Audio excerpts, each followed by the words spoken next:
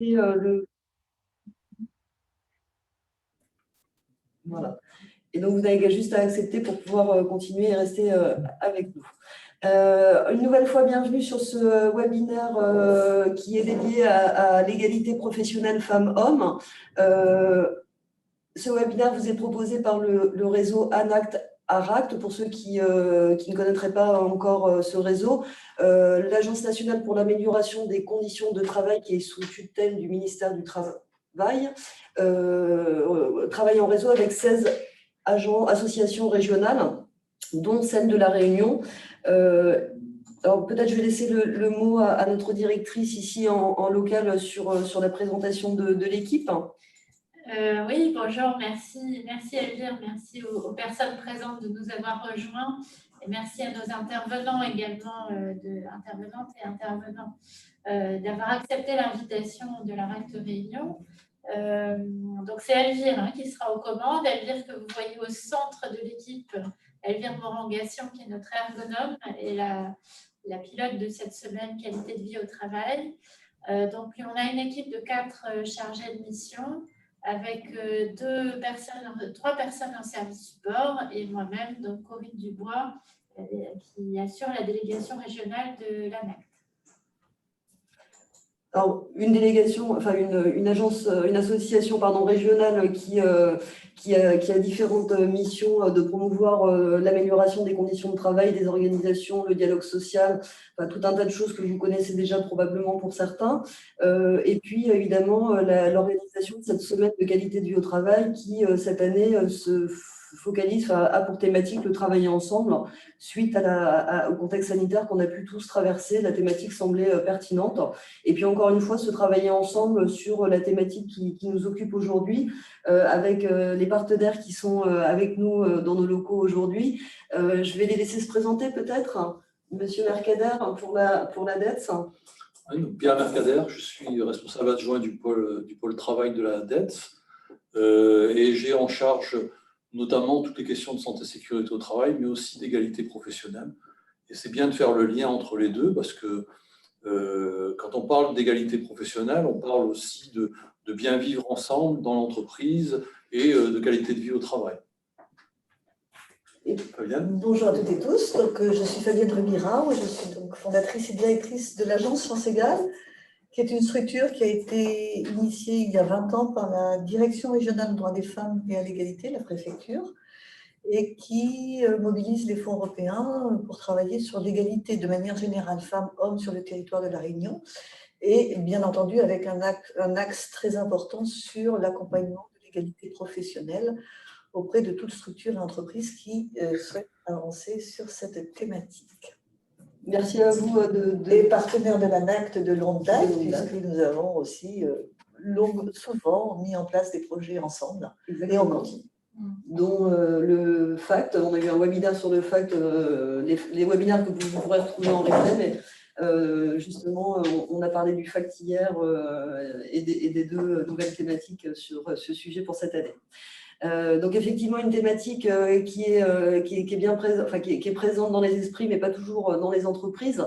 La problématique de l'égalité femmes-hommes est souvent liée à des stéréotypes, des représentations qui sont encore vivaces et pourtant pour certaines des représentations erronées, qui permettent pas forcément d'avancer sur ce sujet. On reste en but à des a priori, à des préjugés. Et justement, l'occasion pour nous tous ici de pouvoir éclairer sur cette question à travers, alors on a choisi le quiz que vous pourrez également retrouver dans son intégralité sur le site de l'ANACT. Aujourd'hui, on va soulever quelques questions, encore une fois, pour pouvoir apporter un éclairage, pour pouvoir dire aussi qu'il est possible d'agir, qu'il ne faut pas que ça reste un sujet qu'on met sous le tapis ou qu'on fait de façon à répondre à une obligation réglementaire.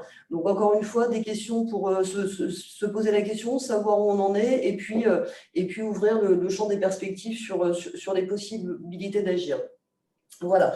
Alors peut-être pour tester un petit peu l'outil, On va faire une petite question préalable. Alors, il va y avoir une question préalable et ensuite on va aller sur ces 4 volets que sont la mixité des métiers femmes-hommes, les conditions de travail des femmes et des hommes, les conditions de parcours, mais aussi sur les temps de travail et les conditions d'articulation des temps de travail des femmes et des hommes. Et on a vu que sur ce sujet-là, par exemple, la crise a creusé un peu l'écart.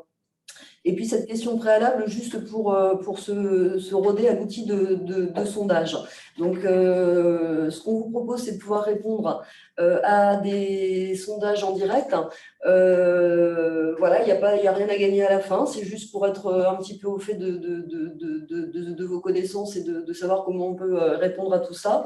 Donc, la première question est le taux d'emploi des femmes pour vous rejoint celui des hommes. Vrai ou faux? Je vois que vous avez déjà répondu, donc tout le monde est très à l'aise avec l'outil. Alors, ah non, voilà, il y a quelques personnes qui répondent encore. Et puis, il nous en manque peut-être un, mais c'est sans doute moi qui n'ai pas joué, donc voilà, non, c'est bon, on est bien.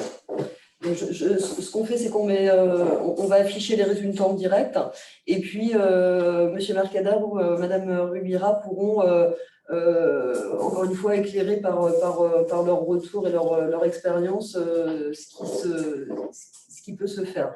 Donc, le taux d'emploi des femmes ne rejoint pas celui des hommes, malheureusement. Donc, la majorité a plutôt la bonne réponse.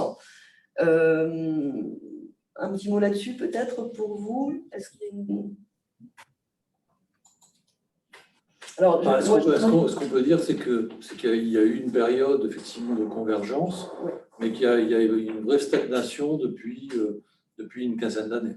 Ouais. On va dire, en gros, une quinzaine d'années, l'écart se maintient, donc on a encore une vraie problématique d'accès au marché du travail pour une partie des femmes, plus importante que pour les hommes. Donc effectivement, on le voit sur le graphique, début des années 80, un écart, et puis ensuite un resserrement, mais on voit bien que les deux courbes ne se rejoignent pas. Donc un écart qui reste encore à combler. On peut peut-être passer aux questions suivantes, et en particulier sur le volet mixité des métiers et des femmes et des hommes en France. Alors d'après vous, les femmes occupent désormais une vaste palette de métiers équivalente à celle des hommes. Alors, je lance le sondage dans 2 minutes. Alors, désolé, parce qu'il y a un tout petit temps de latence.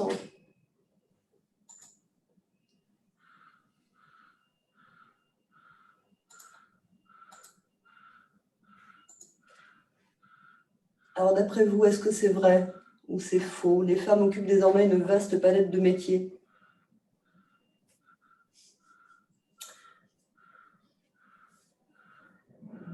Donc, les avis sont partagés. Je ne vous gâche pas le suspense.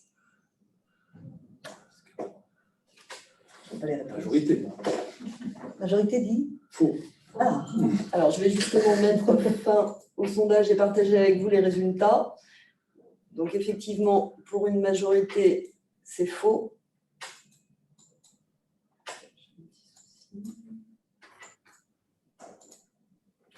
Donc, effectivement, c'est faux, puisque les femmes sont concentrées sur seulement 12 des 87 familles professionnelles.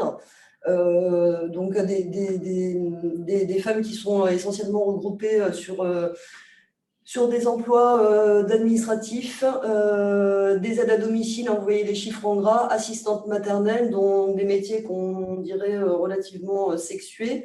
Encore peut-être Oui, c'est effectivement l'association des métiers avec tout ce qui est santé, sociale, éducation, que l'on retrouve dans ces différents et effectivement administratifs, donc tertiaires, qu'on retrouve dans ces familles de métiers.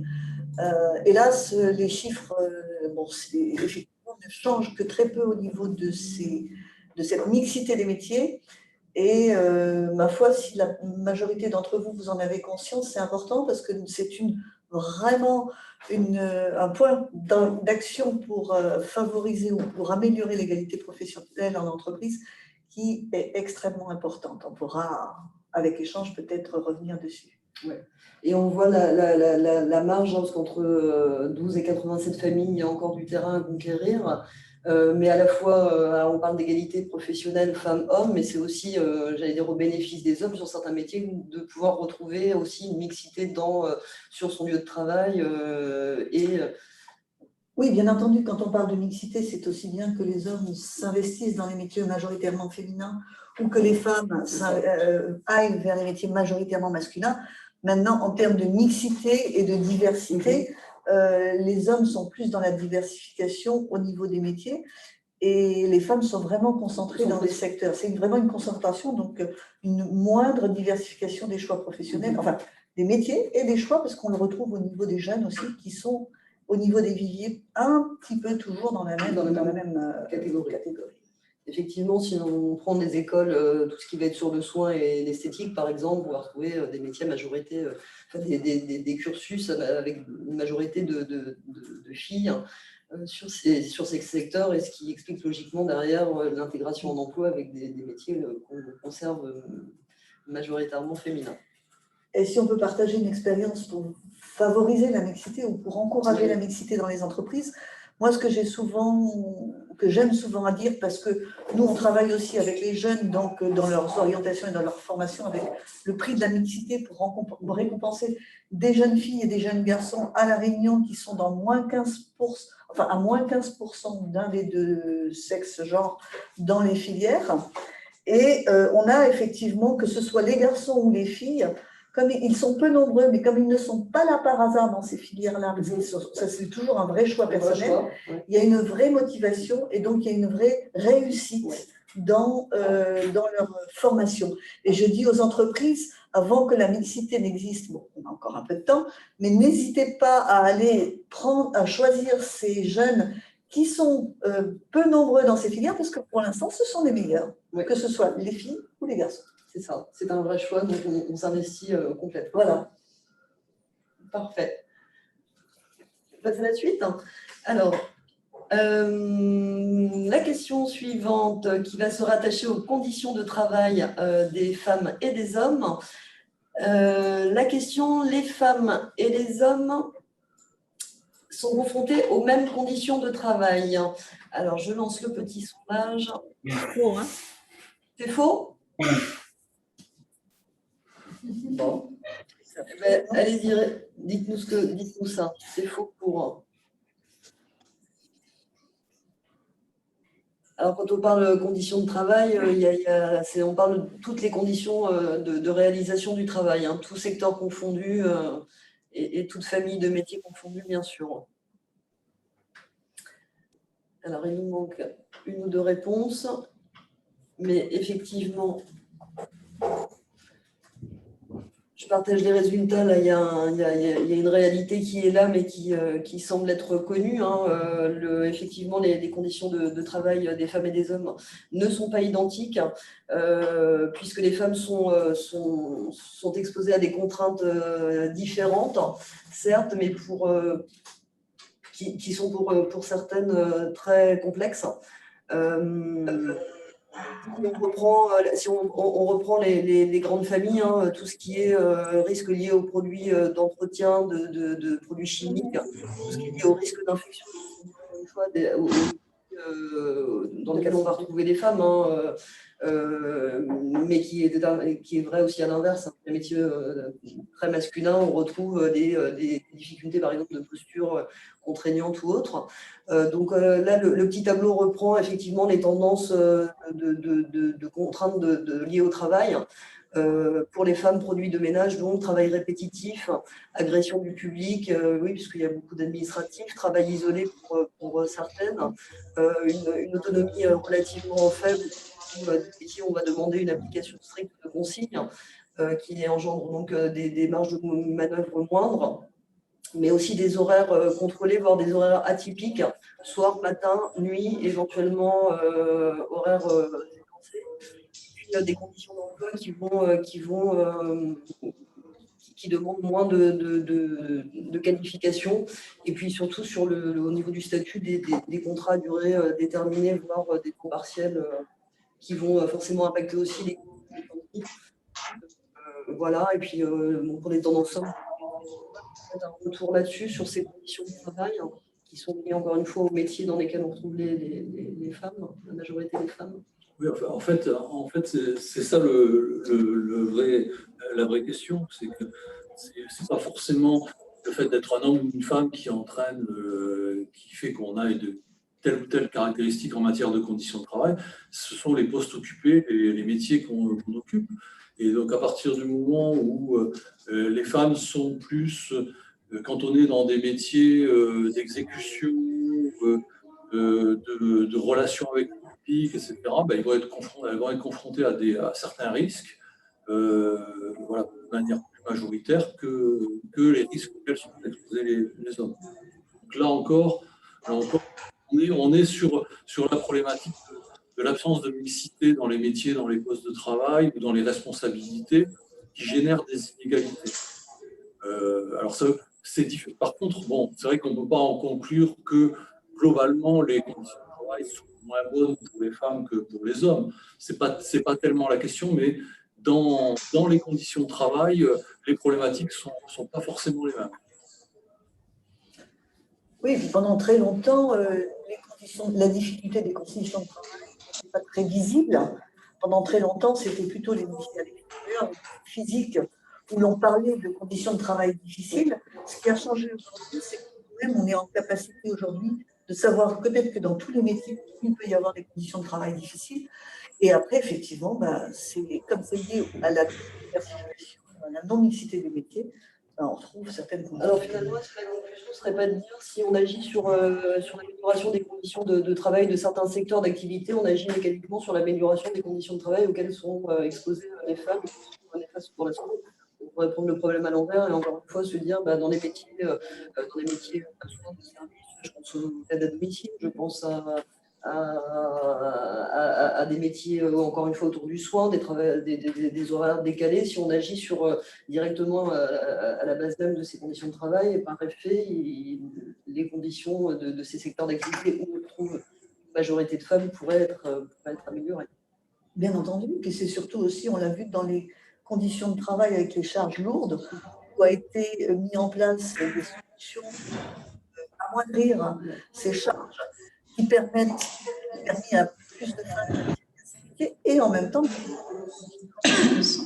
dans tous les cas, c'est bon pour la on change les conditions de travail, que ce soit dans les métiers majoritairement féminins ou masculins, on permet plus facilement effectivement la porosité et on améliore les conditions de travail pour tous et pour toutes. Parfait. Une petite précision sur le tableau. Alors, une fois, les supports et le replay seront à retrouver, donc vous pourrez retrouver ces quelques éléments dont les sources sont citées là. On ne revient pas sur ce tableau, mais vous pourrez tout à fait le retrouver. Si on passait à la question suivante, d'après vous, les accidents de travail baissent depuis 2000 pour les hommes et pour les femmes également? Alors, je lance le sondage, n'hésitez pas à répondre. Est-ce que les accidents de travail baissent ou pas depuis 2000, à la fois pour les hommes et pour les femmes, vrai ou faux? Pardon. Sondage comme ça tout à l'heure. C'est pas la bonne question. Non. Les accidents de travail, c'est bon. Coucher derrière la main?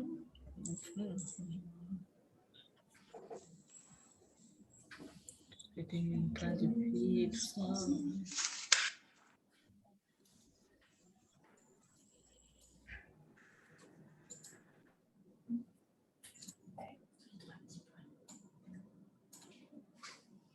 Alors, on va partager les résultats sur cette question. Donc, d'après vous, les accidents ont baissé, donc c'est vrai ou faux? Une majorité de faux, Bien sûr, c'est faux. Enfin, bien sûr, pardon, Par malchance. par malchance, voilà. C'est aussi parce que j'avais déjà eu la réponse, enfin, je connaissais déjà la réponse. C'est faux, hein, puisqu'entre 2000 et 2016, le nombre des accidents de travail est en augmentation pour les femmes, plus 35%, tandis qu'il est en diminution pour les hommes. Là aussi, peut-être un éclairage. Est-ce que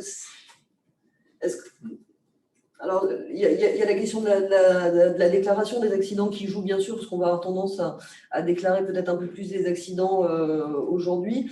Mais encore une fois, on ne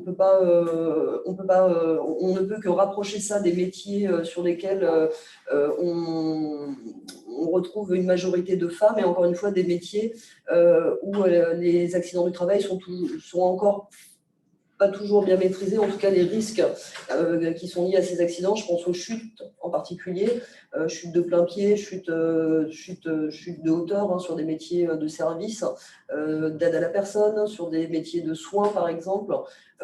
Donc des accidents de travail qui sont malheureusement encore en augmentation pour les secteurs où on va retrouver des femmes plutôt que les hommes. Oui, je pense qu'il y a plusieurs raisons. Une des premières raisons, c'est un effet structure, hein, quand même, hein, parce qu'on a quand même une baisse de l'emploi industriel globalement qui concernait plutôt les hommes. Donc, on a une tertiarisation de l'économie. Donc, c'est un peu logique que. Et puis, dans des secteurs d'activité à haut risque, l'action des pouvoirs publics a toujours été très importante sur la prévention des accidents du travail, notamment dans l'industrie, le bâtiment, les travaux publics. Donc on a un double effet de par la baisse des effectifs dans ces activités, et puis de l'amélioration de la sécurité d'une manière générale. Et puis on a l'effet contraire, qui est que, effectivement, dans tous ces métiers entre guillemets féminins, on a une intensification du travail, des contraintes de plus en plus importantes en termes de rendu, sur le plan psychologique aussi, hein. Donc on voit une explosion des TMS, etc., etc. Donc du coup, le taux d'accidentologie des femmes a tendance de plus en plus à se rapprocher de celui des hommes. Mais c'est avec les causes sont multiples quand même, hein. Mais ça dénote quand même quelque part une dégradation des conditions de travail dans certains métiers pour lesquels il y a les contraintes, notamment les contraintes horaires, les contraintes en termes d'efficacité dans le travail sont de plus en plus rudes, ouais, on va dire. Et puis, je fais aussi le lien par rapport aux familles de métiers. Tout à l'heure, on a dit on retrouve des femmes dans des emplois administratifs, et on voit aussi la montée des incivilités, donc voilà, des agressions, ce genre de choses. Donc, encore une fois, il y a des choses qui sont à rapprocher du fait de cette concentration de femmes dans des secteurs, dans des secteurs et des familles d'activités qui sont à la fois la cause et les effets qu'on peut constater aujourd'hui. Alors, la question suivante qui porte sur dans leur emploi, les hommes sont autant exposés au harcèlement et aux violences, notamment à caractère sexuel, que les femmes. D'après vous, c'est vrai ou c'est faux? Alors, je lance le sondage. Est-ce que je me suis trompée? Non. Dans leur emploi, les hommes sont autant exposés au harcèlement et aux violences, notamment à caractère sexuel, que les femmes.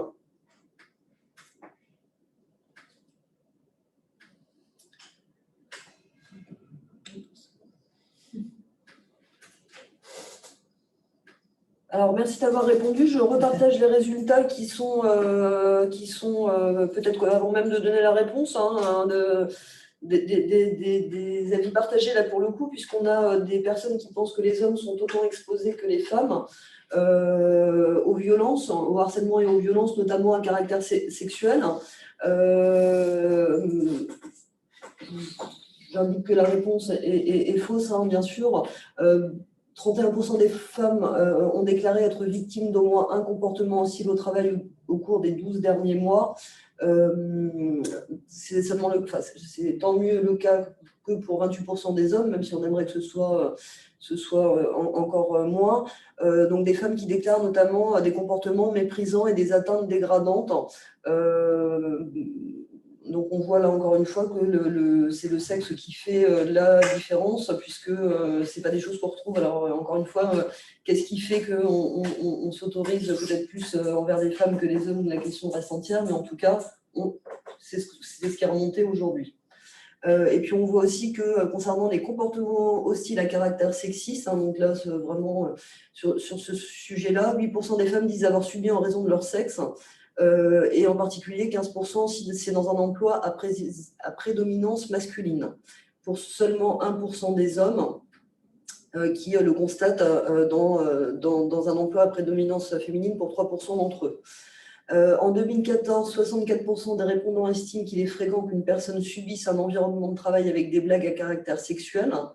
20% des femmes disent avoir été victimes de situations de harcèlement sexuel. 70% des cas de harcèlement sexuel au travail ne sont pas dénoncés. 5% déposent plainte. Donc c'est peut-être aussi à l'image des réponses qu'on a eues dans le sondage, c'est-à-dire que c'est encore aujourd'hui très peu déclaré, très peu dit, très peu annoncé. Là-dessus, votre expérience, est-ce que vous pouvez…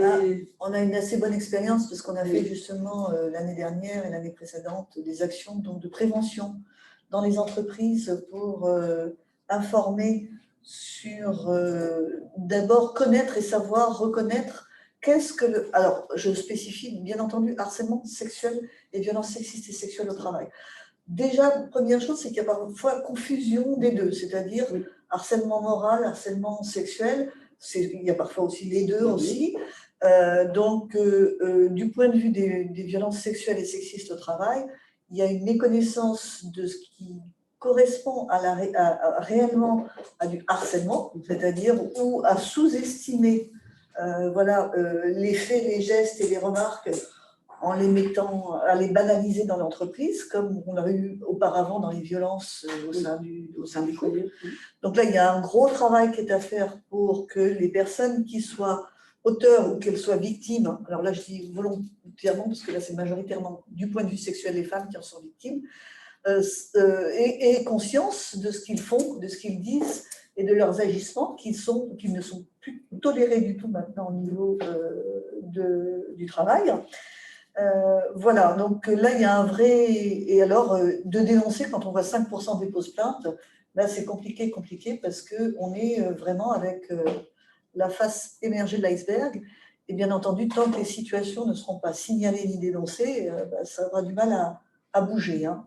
Mais bon, on est avec des outils. Alors je précise que sur notre site Chance Égale, on a développé avec le Défenseur des droits, en partenariat avec le Défenseur des droits, Monsieur Lefebvre, à la Réunion, des outils qui permettent de mieux connaître la législation, qui permettent de faire des interventions dans les entreprises, qui permettent d'avoir tous les modèles, tous les liens à la législation, et de mieux comprendre un petit peu ce que sont les agissements sexistes, le harcèlement sexiste, les violences sexistes. Voilà, il y a une graduation, on a fait un harcélomètre. Voilà, donc sujet qui me semble de commencer à prendre place et qui est extrêmement important vu le peu de prise pour l'instant de conscience et de signalement qui se font sur ces phénomènes-là. Très bien, merci. Ouais. Oui. On retiendra l'harcélomètre. Oui. L'harcélomètre. Il y a eu le violentomètre qui a été fait par le Centre Bertine Auclair pour les violences au sein du couple. Ça permet de se situer. Voilà, de voir la graduation. Et on a fait l'équivalent pour les violences sexistes et sexuelles au travail, de façon à savoir ce qui est acceptable, pas acceptable, et à quel moment on passe dans et puis les sanctions qui sont liées à ces différents.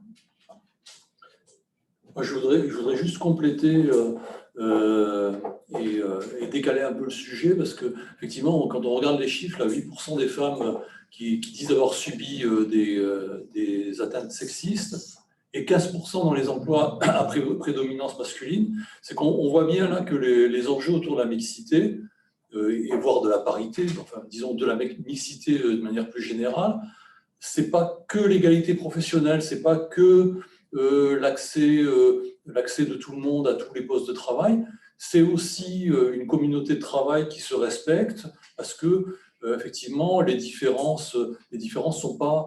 qui sont différents sont pas forcément minoritaires. Et donc, là, c'est quand même ça va du simple au double. Donc, on peut considérer que dans une entreprise où, à tous les échelons de la hiérarchie, dans tous les métiers, on a une mixité qui se développe, y compris au plus haut niveau des entreprises, on va avoir des comportements, on va dire, plus civilisés que lorsqu'on est avec des clans entre guillemets, quoi, qui soient entre hommes et femmes ou sur d'autres aspects. Donc les enjeux de mixité, ils sont là sous-jacents en fait sur tous les aspects des problématiques. Ça va de l'égalité aux conditions de travail, aux violences également. Oui, clairement. Ouais. Alors, j'allais faire le lien avec ce que vous venez de dire aussi. 64% des répondants estiment qu'il est fréquent qu'une personne subisse un environnement de travail avec des blagues à caractère sexuel.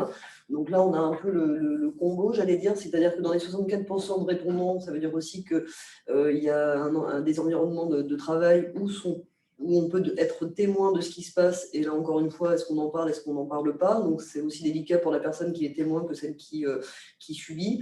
Est-ce qu'on peut agir? Est-ce qu'on ne peut pas agir? Et puis, je reviens sur les notions de qu'est-ce que c'est que les agissements à caractère sexuel, sexiste. C'est la blague, à quel moment c'est une blague, à quel moment... voilà. Donc, il y a tout ce dégradé qu'il est nécessaire de connaître pour pouvoir ensuite parler tous le même langage et être d'accord sur le fait de qu'est-ce qui fait ou qu'est-ce qui ne fait pas un comportement, j'allais dire hostile, ou en tout cas à caractère déplacé au sein du travail, mais on l'a vu aussi dans la société en général. D'où l'intérêt dans les entreprises de respecter l'obligation, lorsqu'elle est prévue, de nommer des référents en matière de violences sexistes. Et ça, c'est très important pour que cette question soit vraiment prise en compte. Exactement. Il faut un relais en entreprise pour qu'on puisse avoir une vraie politique sur ces sujets-là et ne pas laisser, en tout cas permettre à chacun, à défaut de déposer plainte, au moins de pouvoir le faire remonter en entreprise, puisque ça commence par là et on parle bien du milieu de travail. Si vous avez des commentaires, n'hésitez pas à nous dire tout ça dans le chat. Je vérifie. N'hésitez pas si vous avez. J'ai mis le lien vers le harcélomètre et vers le site internet de Chanségal. Merci. Et puis on continue avec les questions autour des conditions de parcours des femmes et des hommes. D'après vous, à la sortie du système éducatif, les filles sont plus ou moins diplômées que les garçons, sans vous induire en erreur par rapport à ce qu'on a dit tout à l'heure sur les statuts qu'on peut retrouver dans les métiers à prédominance féminine. Donc d'après vous, à la sortie du système éducatif, les filles sont plus ou moins diplômées que les garçons, vrai ou faux?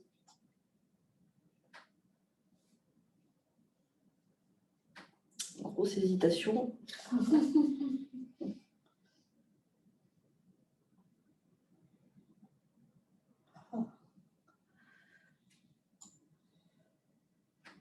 Donc là encore, je pense que tout le monde a dû répondre. Là encore, des résultats partagés, puisque pour 5 d'entre nous, c'est vrai, et pour 3 d'entre nous, c'est faux. Donc effectivement, la bonne réponse, c'est que c'est vrai, les filles sont à la sortie du système éducatif plus diplômées, puisque 90% contre 85% seulement sortent avec le baccalauréat. Donc là, des chiffres qui sont repris. Et puis le tableau, parmi les moins de 45 ans, les femmes sont plus diplômées que les hommes. Voilà. Un retour là-dessus, les filles sortent plus diplômées, mais on les retrouve après en emploi sur des contrats courts à temps partiel, éventuellement sur des emplois qui ne demandent pas de qualification. Qu'est-ce que ça... Alors ça, c'est le grand paradoxe. Oui. Quand même, ça date d'il y a longtemps, Oui. parce que les filles ont réussi aussi bien que les garçons au baccalauréat depuis 1975. C'est en 1975 que les filles ont autant réussi que les garçons. Et depuis 1975, elles améliorent et elles dépassent régulièrement et toujours en termes de réussite scolaire. Donc, c'est toujours vrai, c'est vrai à La Réunion. Par contre, le paradoxe, c'est que malgré cela, elles n'arrivent pas à occuper les postes à responsabilité. Donc là, c'est une histoire de promotion et de progression au sein de l'entreprise qui est liée à l'articulation des temps de vie ou au rôle des femmes et des hommes dans la vie de manière générale, et aussi liée au choix d'orientation et au choix de filière. Elles font des études, même après le bac, bac plus 2, bac plus 3, on les voit maintenant plus nombreuses à réussir, mais par contre, pas forcément les formations qui sont aujourd'hui les plus rémunératrices ou les plus valorisées dans les entreprises aujourd'hui. Pour dire clairement, on va dire qu'en école d'ingénieur, aujourd'hui, on a encore, malgré tout, même si les filles sont aussi bonnes et meilleures en sciences, aussi que les garçons, elles investissent beaucoup moins les écoles d'ingénieurs. Et en particulier, là, ce qui est plus flagrant ces dernières années, et qui est un peu inquiétant, moi je trouve, encore moins les filières informatiques, c'est-à-dire techniques informatiques, où le travail se développe énormément. Donc là, elles sont en train de perdre, par contre, beaucoup de place à ce niveau-là. Donc c'est encore une histoire de choix d'orientation, de choix de métier et de représentation de stéréotypes. Et on revient aux mêmes problématiques initiales. C'est pour ça que la mixité des métiers, c'est vraiment pour moi une cheville extrêmement importante en termes d'égalité professionnelle, d'égalité de salaire, en termes de promotion, en termes d'arriver à tous les postes. Et en termes, je rejoins tout à fait M. Mercader, en termes de climat et de qualité de vie au travail, parce que plus il y a la mixité, plus on est dans des entreprises et des situations qui sont meilleures à tous les points de vue. Et donc, mixité, pas dans l'entreprise, mais mixité dans les postes dans l'entreprise. Et puis dans les secteurs d'activité, vous avez évoqué le numérique, qui est effectivement un enjeu, au vu de ce qu'on a vécu, de ce qu'on va continuer à vivre, où là finalement on voit bien qu'il pourrait y avoir un apport, et en tout cas il y a une possibilité, et finalement avec un déficit en termes de recrutement sur les postes, parce qu'on n'a pas les gens à mettre en face. Donc voilà, il y a toute une possibilité qui n'est pas exploitée à ce niveau-là. Et effectivement, sur des métiers qui sont par représentation réservés, au moins dans l'orientation, réservés à des hommes, alors qu'il n'y a pas un savoir spécifique ou une force particulière, comme on pourrait prétendre, ou comme on pourrait se supposer. Non, l'inventrice du premier langage de programmation, je dis inventrice parce que c'est une femme. Donc, en fait, en 1870, je crois, une Madame Lovelace a inventé le premier langage de programmation. Donc, ce n'est pas impossible pour les femmes. Exactement. C'est juste... je crois que même dans certains pays, les femmes sont majoritaires dans ces métiers-là, comme en Égypte, en Inde, où elles investissent beaucoup ces champs-là. Donc, on voit bien que ce n'est pas un problème femme-homme, c'est un problème de mentalité. Exactement. Et concrètement, ce qu'on n'arrête pas de répéter, c'est que en fait, on se prive finalement d'un vivier de 50% de... Voilà. C'est-à-dire, c'est tout simplement les entreprises... alors, ce n'est pas forcément toujours volontaire de la part des entreprises, mais de fait, les entreprises ne peuvent puiser que dans un vivier de 50% de la population. C'est dommage, parce que les talents, il y en a partout. Bien sûr.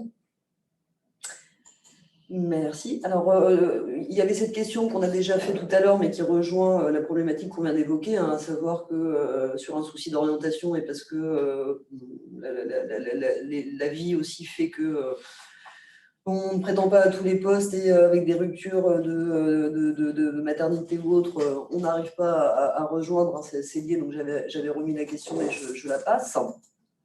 La question suivante, pour vous, la part des femmes élues titulaires au comité d'entreprise et délégation unique du personnel est de 40%. Donc cette question, en tout cas, nous intéresse particulièrement, puisque, je le répète, l'ARACT fonctionne sur un système paritaire, et on est vraiment sur des missions aussi d'améliorer le dialogue social. Donc sur cette question, dès que je la retrouve, mais je ne crois pas l'avoir. Non, je ne l'ai pas. Donc, d'après vous, on va faire à main levée peut-être. D'après vous, la part des femmes et du titulaire au comité d'entreprise et délégation unique du personnel est de 40%. D'après vous, c'est vrai ou c'est faux? Alors là, vous pouvez soit mettre vos micros, soit... Alors, il y a pouce levé pour Madame Dubois. Donc, ça peut être un système de pouces.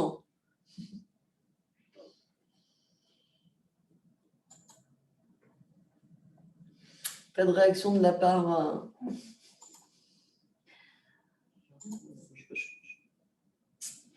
Faux, alors le. Ouais, l'objet de voilà, j'ai discussion. retrouvé ma question, pardon. Faux, vrai. Alors, faux, vrai. Moi, je dis vrai. Alors, voilà. Alors, encore une petite participation, il nous manque 42, je crois. Bon, j'arrête le sondage à l'égalité parfaite, hein, puisqu'en fait, on a 50% de répondants qui nous disent vrai et d'autres 50% faux. C'est une nouvelle fois faux, puisque nous avons seulement 39% des élus titulaires en comité d'entreprise ou en DUP qui sont des femmes. Donc, avec quand même une progression de 7 points, mais on voit encore une fois le déséquilibre. Et puis, sur certains collèges, voilà, des équilibres. Là aussi, c'est assez représentatif de ce qu'on peut malheureusement retrouver, même si on essaye d'atteindre la parité. Oui, alors là, après, ce sont des données qui datent peut-être un petit peu Oui, alors, de quelques années, mais bon, aujourd'hui, en tout cas, ce qu'il faut dire, c'est qu'il y a un dispositif qui a été mis en place pour que, obligatoirement, sur les listes de candidats, il y ait une parité à due proportion du nombre de femmes et d'hommes dans les collèges électoraux. Alors, du coup, ça serait peut-être intéressant dans l'avenir, puisque ça a été introduit il y a peut-être 3-4 ans, cette histoire de parité. Donc, avec les cycles électoraux, ça serait intéressant de voir d'ici 2-3 ans si on a une évolution du fait des dispositions réglementaires. C'est toujours une question qu'on se pose depuis d'une manière générale, en matière d'égalité. Il y a des lois depuis les années 70, des lois de plus en plus contraignantes, et on a toujours du mal à mesurer l'impact, surtout quand on voit qu'on a toujours un écart de salaire global qui reste autour de 25%, voilà, malgré toutes les incitations, toutes les lois. Donc là c'est un élément qui peut être intéressant pour voir s'il y a une évolution. On verra. Si l'évolution se fait comme avec la loi sur la parité en politique, il est clair qu'on est passé de 12%, par exemple, parmi les députés femmes en politique dans les années 2009 à 38% aujourd'hui. Donc, il y a un sur les postes, les conseils d'administration avec la loi Zimmermann, c'est une évidence que cette obligation légale favorise ou encourage ou permet quand même de faire, hélas, là on peut dire hélas parce que on pourrait espérer que ça puisse se faire sans forcer, mais l'expérience qu'on peut avoir, que ce soit en politique, que ce soit dans n'importe quel domaine, donc conseil d'administration, ou voilà, si on n'impose pas pendant un certain temps ces obligations d'alternance et d'avoir la parité dans les représentants, elle ne se fait pas spontanément, naturellement.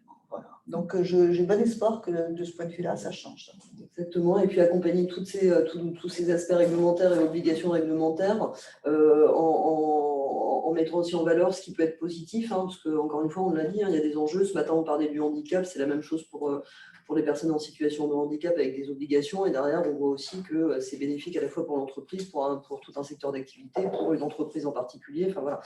Donc, malheureusement, inciter artificiellement et de façon réglementaire, mais derrière, aussi mettre en lumière les points positifs que ça engendre. Merci en tout cas pour avoir répondu au sondage. Et puis, quatrième volet sur les temps de travail, les conditions d'articulation des temps des femmes et des hommes qui sont là pour le coup encore sous pas mal de représentation. Le sondage, d'après vous, environ une femme sur 10 ne peut pas travailler autant qu'elle le voudrait.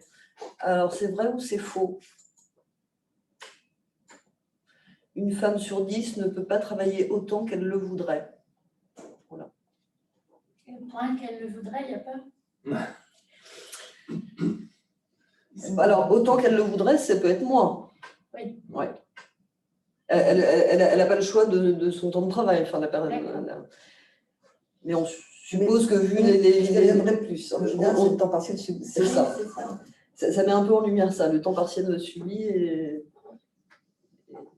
Voilà. Donc tout le monde semble avoir répondu. Je mets fin au sondage, je partage les résultats, donc avec une grosse majorité de vrai. Effectivement, c'est vrai, les femmes n'ont pas toujours la possibilité de choisir leur temps de travail.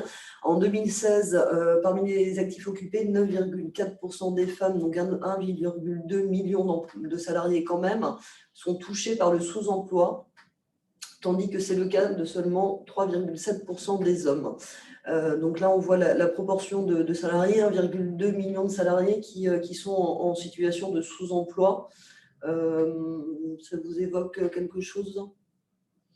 C'est récurrent, enfin, je veux dire, ça fait longtemps que les femmes, on est toujours pareil, les chiffres bougent très peu, hein. La majorité des temps partiels sont occupés par les femmes et du coup, la majorité des temps partiels subis sont vécus par les femmes.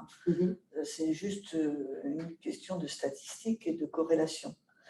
Donc là aussi, c'est prendre son bâton de pèlerin, c'est d'aller sensibiliser dans les entreprises, de sensibiliser. Alors là, c'est un facteur qui n'est pas inintéressant sur l'égalité salariale, puisque bon, quand on fait les écarts de salaire entre les femmes et les hommes, on a 25%, 27 il y a 20 ans, 25 aujourd'hui, on a 2% en 20 ans. Voilà, bon, c'est pas beaucoup. Mais là, c'est pas à équivalent de temps plein, c'est tout confondu. Et donc, un des facteurs, c'est bien entendu le temps partiel qui vient peser sur les inégalités salariales des femmes et des hommes. Et parfois, des actions simples comme essayer de promouvoir, de proposer, de favoriser un passage de temps partiel à temps plein. Alors, soit en étant sur le même poste, soit en diversifiant en interne et en faisant découvrir justement dans la mixité. Moi, je trouve que c'est assez intéressant à proposer, puisqu'on a vu des expériences dans des entreprises où des femmes qui étaient, par exemple, à la caisse, pouvaient aller faire un peu de logistique ou de mise en place dans les rayons ou d'autres métiers, et où là, la possibilité d'augmenter leur temps de travail tout en se formant à un nouveau métier, tout en favorisant la mixité. Ben voilà, il existe des solutions et le temps de travail, le temps partiel est extrêmement important à essayer de contrer et à favoriser. Merci beaucoup. Et en même temps de favoriser le temps partiel pour les messieurs. Exactement. S'ils le souhaitent. Qui souhaitent le demander et qui n'osent pas le demander. Dans 30 ans, on demandera. Mais justement, ça me laisse faire le lien avec la question suivante, puisque aujourd'hui, la répartition des temps consacrés aux enfants et aux tâches domestiques est mieux répartie entre les hommes et les femmes. Alors, vrai ou faux? Je lance le sondage.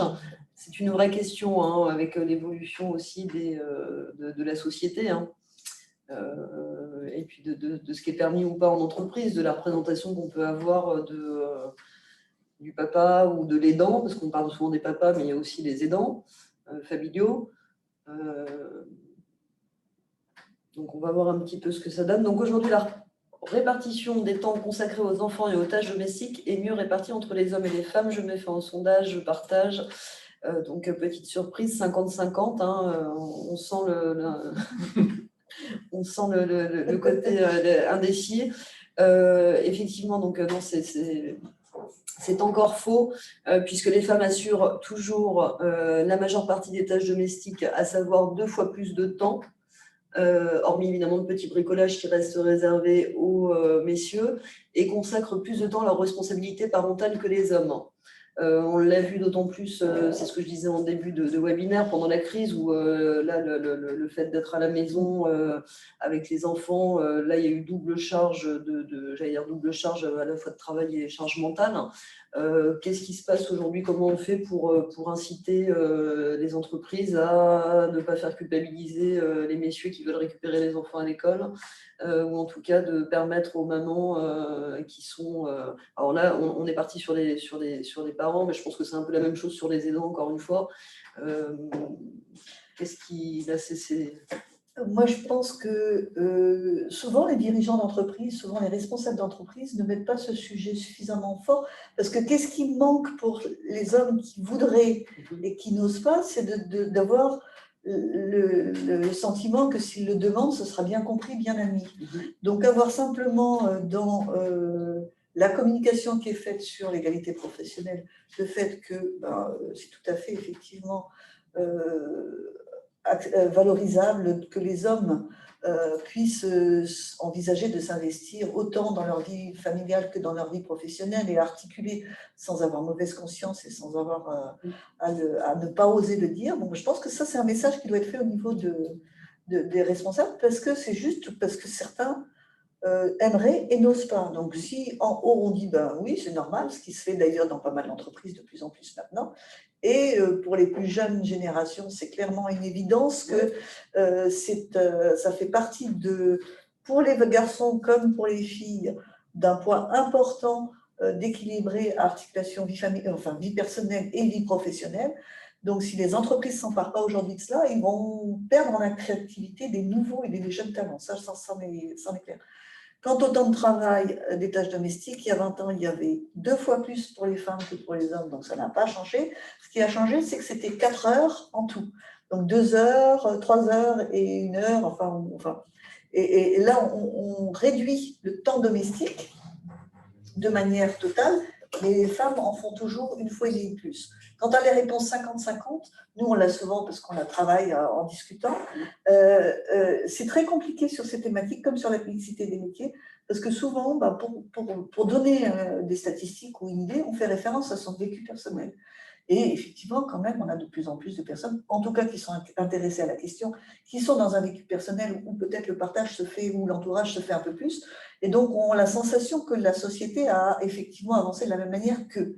Mais après, quand on regarde statistiquement, non, ça bouge, mais ça bouge tellement peu en nombre qu'on reste toujours avec des écarts forts. Voilà, donc ça, c'est vraiment... Alors ça bloque souvent parce que dans la tête de la plupart des personnes, l'égalité, on y est. Dans la tête de la plupart des personnes, le partage des tâches se fait. Dans la tête de la plupart des personnes, la mixité des métiers, on y est.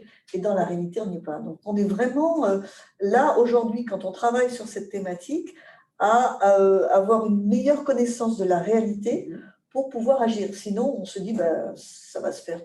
C'est juste une question de temps. Il y a une vraie problématique sur l'articulation des temps entre vie personnelle et puis vie au travail, qui peut, là pour le coup, être saisie dans le cadre des négociations obligatoires sur l'égalité professionnelle et d'une manière plus large sur la qualité de vie au travail. Là, il y a des vrais leviers dans les entreprises pour faire changer les mentalités. Après, ce qu'il faut comprendre, c'est qu'il y a des effets cumulatifs dans tout ça, parce que quand les salaires sont plus importants pour les hommes de 20 à 25%, automatiquement, qui se met en retrait du travail et qui, donc, du coup, consacre plus de temps aux tâches domestiques, c'est celui qui gagne le moins. Donc, il y a un effet un peu de cercle vicieux où les causes et les conséquences s'entremêlent. Et en fait, c'est la raison pour laquelle les politiques d'égalité professionnelle, il faut qu'elles aient une vision systémique. C'est-à-dire qu'il faut agir sur l'ensemble des facteurs simultanément. C'est-à-dire qu'on ne peut pas se contenter de se consacrer uniquement sur le monde de l'entreprise. Parce que l'entreprise elle-même n'est pas forcément en infraction, en volonté de discrimination. C'est qu'il y a aussi la société tout autour qui a son... Alors là, l'entreprise a sa part de responsabilité, le système scolaire et éducatif a sa part de responsabilité, la culture générale, les habitudes culturelles des uns et des autres ont aussi leur part de responsabilité, la transmission donc des stéréotypes, etc. Donc il faut agir sur tous ces leviers en même temps. On ne peut pas dire qu'on va régler le problème avec un seul des leviers. Ça, je trouve que c'est ça qui est important. Certains, et vous avez parfaitement fait la transition. Non, c'est parfait, c'est ça. C'est-à-dire qu'à partir du moment où il y a un maintien des stéréotypes, à savoir de ce cercle vicieux et qu'on ne vient pas briser cette chaîne sans possibilité d'en sortir, on ne pourra pas aller au-delà des stéréotypes qui sont ancrés et puis d'une façon d'être et de faire de la part des dirigeants et autres.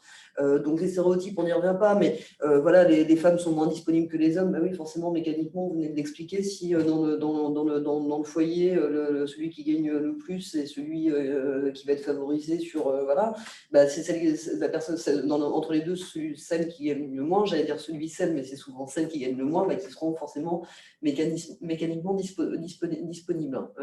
Donc voilà. Mais en tout cas, tout ça pour dire il est possible d'agir sur l'égalité professionnelle femmes-hommes. Encore une fois, vous, Madame Rubira, vous êtes en entreprise, vous allez mener des actions de sensibilisation, vous accompagnez les entreprises à faire des petits pas pour aller sur ces sujets-là. Je pense qu'il y a des très belles initiatives, et on a parlé de l'aspect réglementaire tout à l'heure, c'est aussi d'aller des fois plus loin que l'aspect réglementaire. Je pense au congé paternité, il y a des entreprises qui incitent à ça.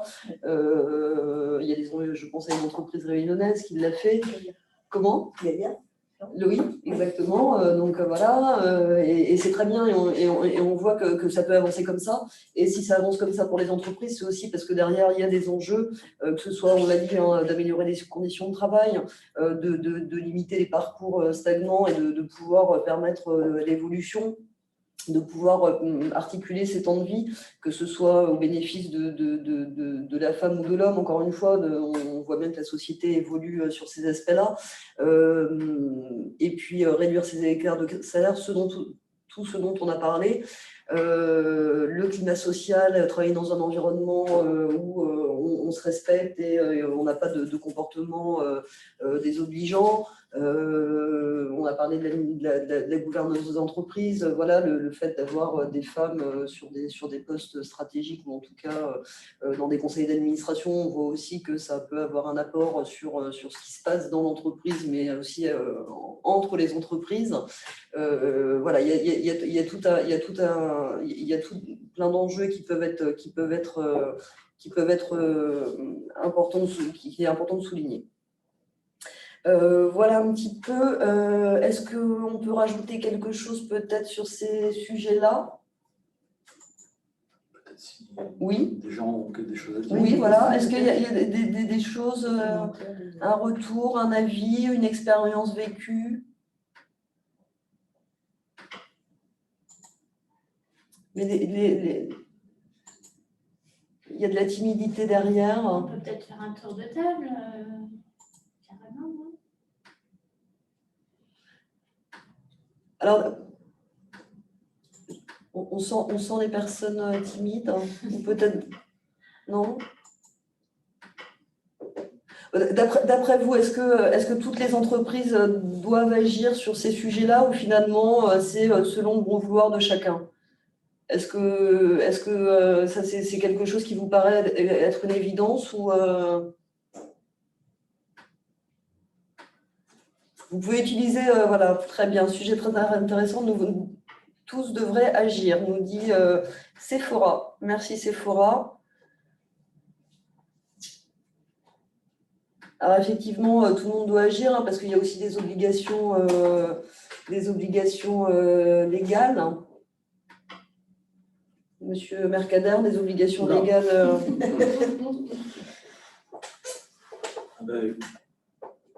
Comme je le disais, ça fait 40 ans, 50 ans bientôt, 40 ans, 50 ans presque bientôt qu'on a des lois successives. Alors il y a des obligations générales posées par le Code du travail, bien sûr, hein, contre les discriminations, d'obligations générales à travail égal, salaire égal, voilà, donc qui sont inscrites pour toutes les entreprises, hein, et puis de prendre en compte donc, aussi l'égalité professionnelle, hein, bien sûr. Après, on va avoir des obligations qui vont être liées à un effet de taille des entreprises, hein, essentiellement les entreprises de plus de 50 salariés, des obligations de négocier, de conclure des accords, de mettre en place des plans d'action sur donc toutes les thématiques qui sont reliées à l'égalité professionnelle. Rémunération, ce genre de choses. La formation. L'accès à la formation, les promotions, on a parlé des conditions de travail, mais ça peut être aussi sur les salaires eux-mêmes, sur l'articulation entre la vie professionnelle et la vie au travail. Voilà, donc sur toutes ces thématiques, il faut négocier dans les entreprises. Donc ça veut dire qu'il faut aussi que les organisations syndicales se saisissent de la question. Et puis, les dernières obligations... L'index aussi. Voilà, donc les dernières en date, donc depuis 2-3 ans, l'obligation de mesurer de manière très claire les écarts de salaire et puis les évolutions des écarts de salaire et, au travers de l'index égalité professionnelle pour lequel donc, les entreprises doivent effectuer des déclarations tous les ans, des calculs et des déclarations. Voilà, par exemple, pour vous donner une idée, donc à La Réunion, sur la campagne 2021, on est sur 292 entreprises assujetties à l'obligation de calculer l'index. Nous avons 248 entreprises qui ont déclaré leur index, donc soit à peu près 85%. Donc on a encore des entreprises qui sont ou retardataires ou réfractaires au calcul de leur index égalité.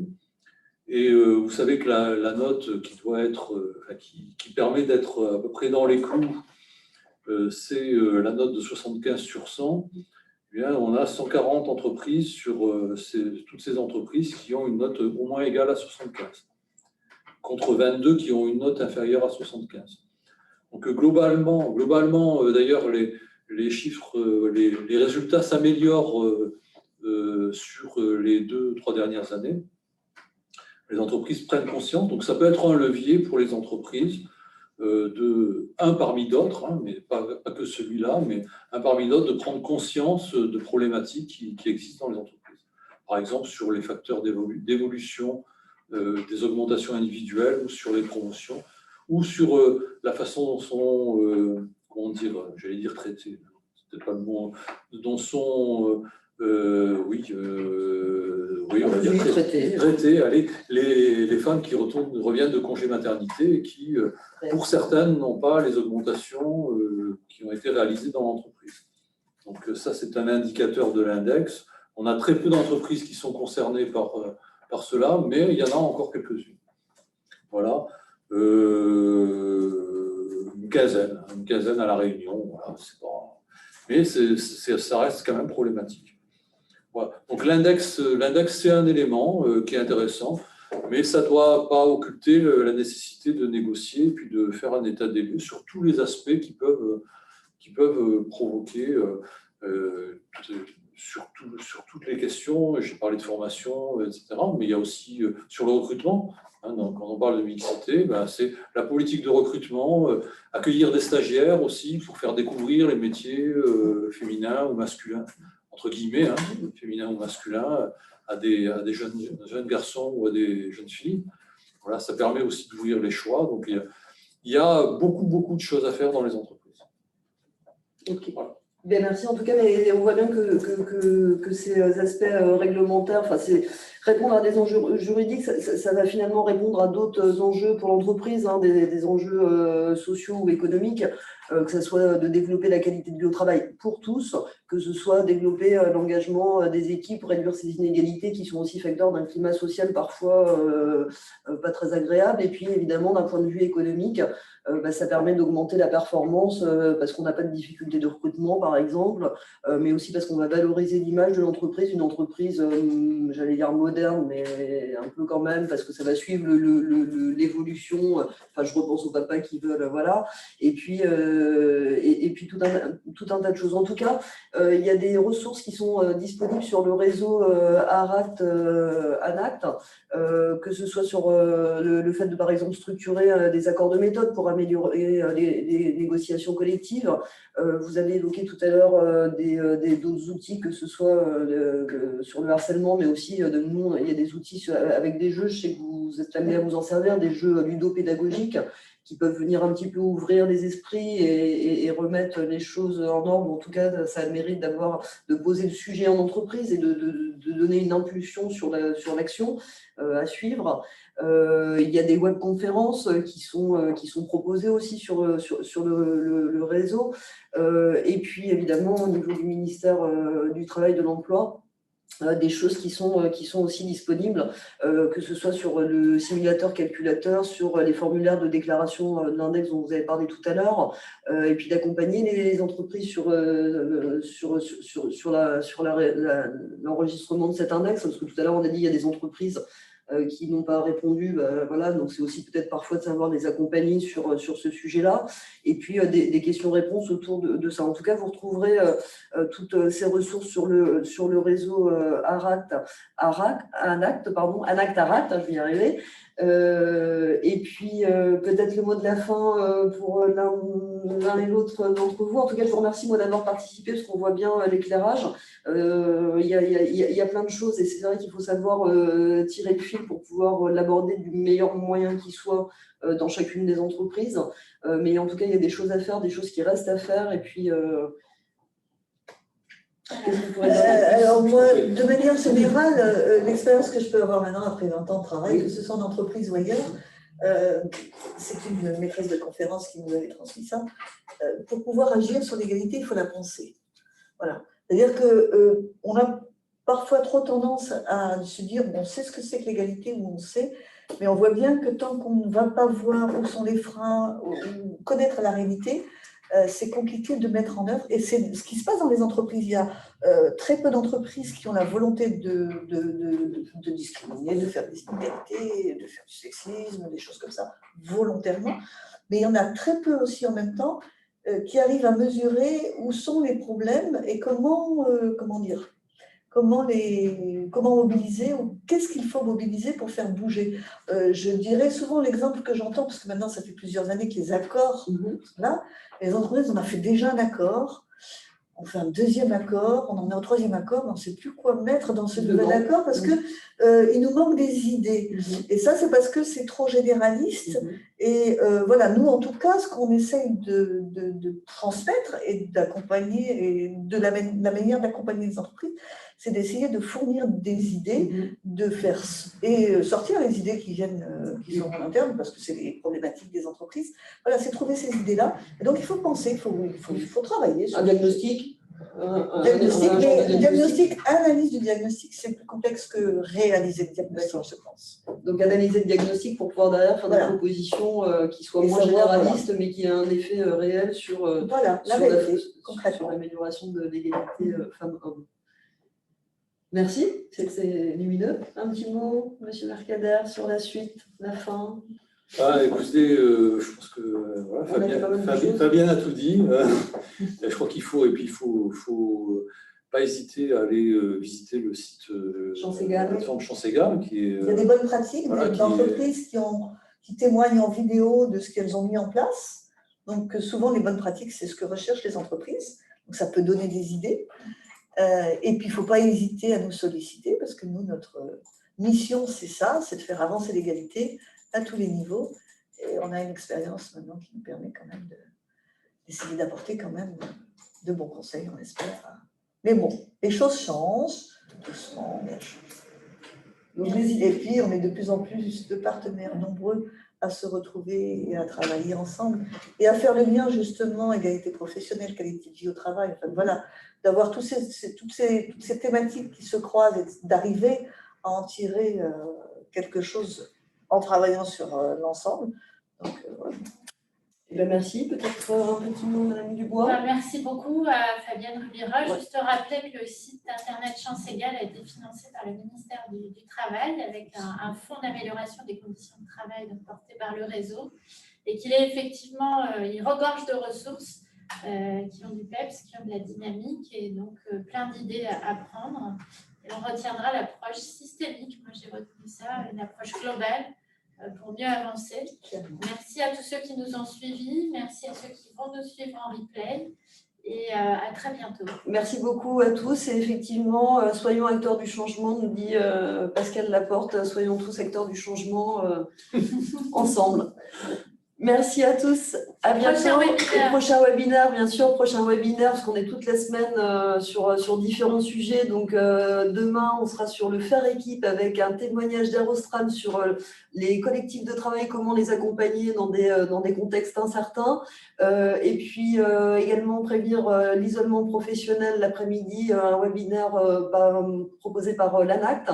Et vendredi, une journée spéciale partenaire de la prévention, qu'on remercie d'ailleurs parce que la semaine de la qualité de vie au travail est proposée et poussée par nos partenaires. Donc une journée spéciale partenaire prévention avec le matin un focus sur les IPRP et les IPRP RPS. Donc si vous ne savez pas ce que c'est, venez nombreux. Et l'après-midi, les travaux des partenaires sur le territoire de la Réunion, très instructifs, vous le verrez. Donc à bientôt, n'hésitez pas à vous inscrire sur le site ARACT Réunion. Voilà, merci à tous, à bientôt, bon après-midi.